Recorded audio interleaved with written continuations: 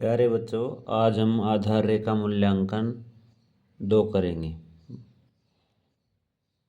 पहला प्रश्न है, सरल शब्द का विलोम शब्द है। तो सरल का विलोम शब्द क्या हो जाएगा? कठिन। एक व एक से अधिक की संख्या का बोध कराने वाले शब्दों को क्या कहते हैं? वचन कहते हैं। नीचे दिए गए वाक्यों का शुद्ध रूप लिखिए। रोहित अपने घर गई, तो इसका शुद्ध रूप है रोहित अपने घर गया।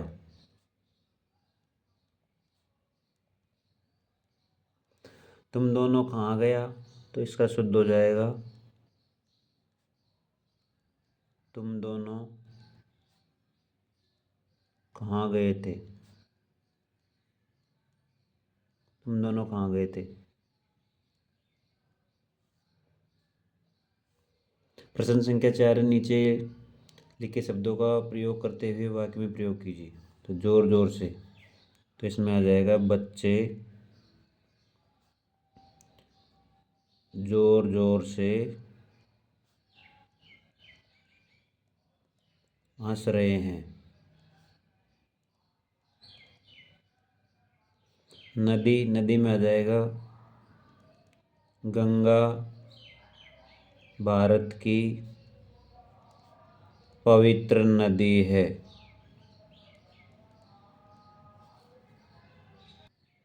प्रश्न संख्या 5 है, कचरा पात्र के उपयोग के कोई 2 लाभ लिखिए। तो है कचरा इधर उधर नहीं फैलेगा।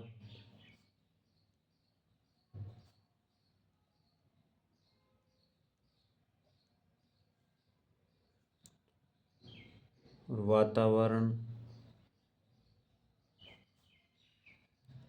साफ व स्वच्छ रहेगा।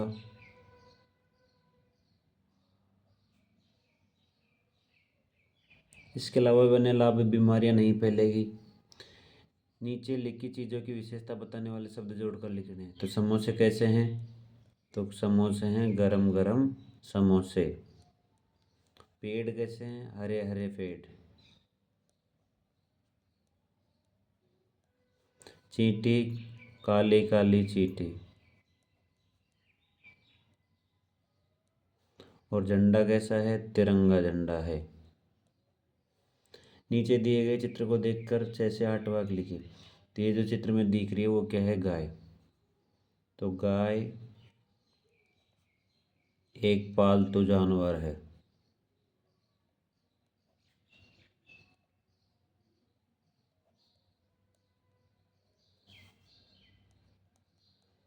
गाय हमें दूध देती है।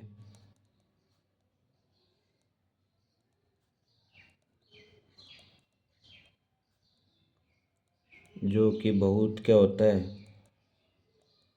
पौष्टिक होता है।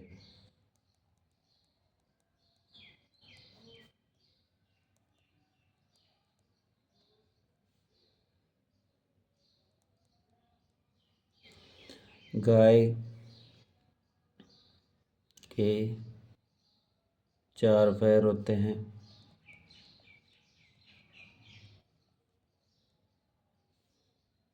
गाय के 2 सींग होते हैं।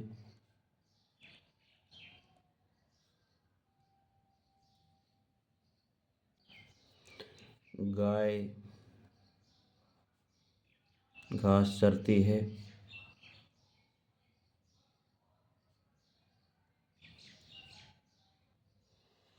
प्रश्न संख्या अगली है 8 से 11। कविता है, इसको पढ़ करके आंसर देने। आसमान ने ओढ़ी चादर, नीली नीली इसकी चादर। सांझ पड़े ये लाल हुई थी, रात पड़ी तो काली चादर। आसमान ने ओढ़ी चादर, नीली नीली इसकी चादर। रात पड़ी तो पोल खुली थी, फटी हुई थी सारी चादर।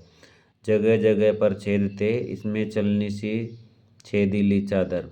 छेद सभी जब बने थे तारे, चमकी थी ये काली चादर। तो इसके अनुसार हमने को अगले प्रश्न का आंसर देना है। कविता के अनुसार किस कारण से ये पता चला होगा कि आसमान की चादर फटी हुई है? रात होने पर आसमान में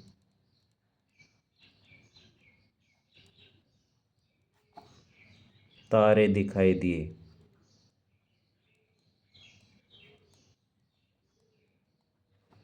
इसलिए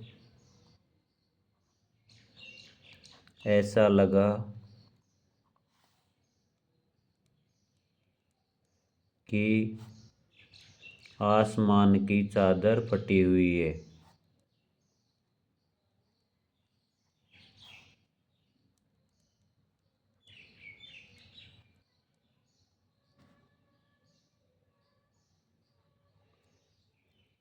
पोल खुलना मुहावरे का प्रयोग कविता में है। आप इस मुहावरे का अर्थ और वाक्य में प्रयोग। पोल खुलना, इसका अर्थ है सच उजागर होना।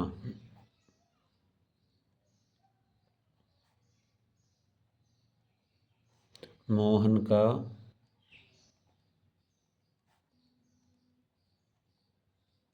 परीक्षा परिणाम आते ही उसकी क्या हुई, पोल खुल गई। उसकी पोल खुल गई। प्रश्न संख्या 10, सांझ शाम होने पर आसमान की चादर लाल क्यों हो जाती है? तो ये हो जाती है सूर्य के प्रकिरण के कारण लाल दिखाई देती है। कविता का उपयुक्त शीर्षक क्या है? तो इसमें आ जाएगा आसमान की चादर। आगे गद्यांश दे रखा है, इसको पढ़ करके हमें इन प्रश्नों के अनुसार देने हैं। तो गद्यांश ये है, धरती भी एक खूब बड़ी गुल्लक है। मिट्टी की बनी इस गुल्लक में प्रकृति वर्षा के मौसम में खूब पानी बरसाती है। ऐसे में हमें रुपए से भी कई गुना कीमती इस वर्षा जल को बड़ी गुल्लक में जमा कर लेना चाहिए। हमारे छोटे बड़े तालाब, झील धरती की गुल्लक में पानी भरने का काम करते हैं। इसमें जमा पानी जमीन के नीचे जल के भंडार में छनकर मिलता है। वर्षा का मौसम बीत जाने पर इस गुल्लक में जमा जल रूपी धन हमें खूब काम देता है। तो इसमें गुल्लक किसे कहा गया है? तो ये धरती भी एक बड़ी गुल्लक है। तो इसमें आंसर आ जाएगा धरती। बरसात का पानी जमीन में किस प्रकार मिल जाता है? तो देखो, ये रायनी, इसमें जमा पानी जमीन के नीचे जल के भंडार के रूप में छनकर मिल जाता है। तो बरसात का पानी जमीन में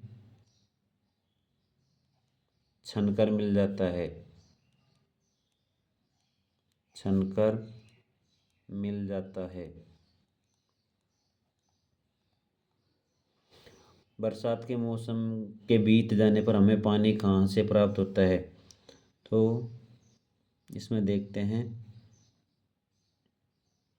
ये हम हमारे छोटे बड़े तालाब, झील आदि से। बरसात के मौसम के बीत जाने पर हमें पानी कहाँ से प्राप्त होता है? तो तालाब, झील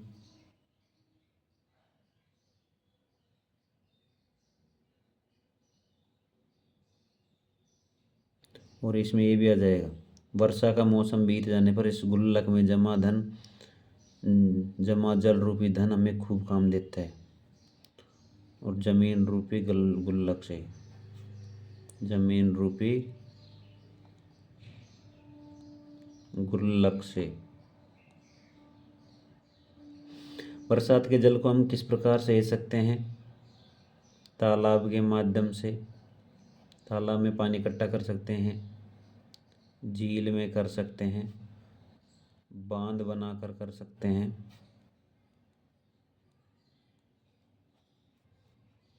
आदि।